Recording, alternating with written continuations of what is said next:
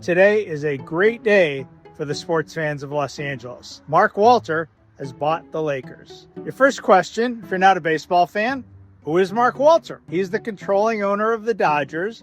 He put together a group that bought the Dodgers for what was the then unfathomable price of $2 billion.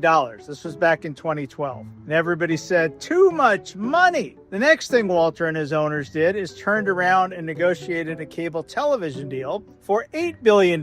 So they do know what they're doing on the money. When Mark and his group bought the Dodgers, they said, we're going to do three things. We are going to invest in the team, we're going to put a winner on the field, and we're going to give back to the community. And I got to tell you, most owners, they talk a good game. The Dodgers under Mark Walter, they have done these three things. The Dodgers have been to the playoffs every year since Mark and his group bought them. They've been to the World Series 4 times. In that same period, the Lakers have had a losing record half the time and have been to the NBA Finals once. One of the reasons for that, I would suspect, is that family ownership is not the best place to be right now. Sports ownership, because the economics have grown so greatly, is now private equity, corporate funders, groups and groups of billionaires. This purchase gives the Lakers more ammunition. And it doesn't mean that all the money will be spent on players. In fact, there are stricter limits in the NBA than there are in baseball.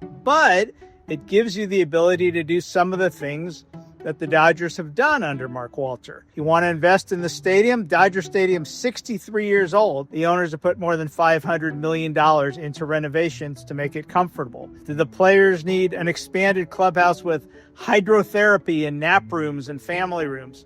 We're on it. We'll do that for you too.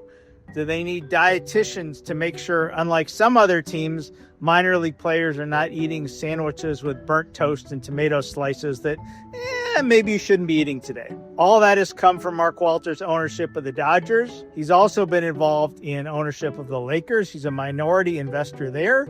He already knows about the team. It won't take long. But when he bought the Dodgers, the one thing they didn't do is start firing people. Ned Colletti, who was the general manager, stayed for another 2.5 years. So don't look for things to be wholesale changes, but what you should look for is a better, more competitive, well-funded future for the crown jewel of Los Angeles basketball.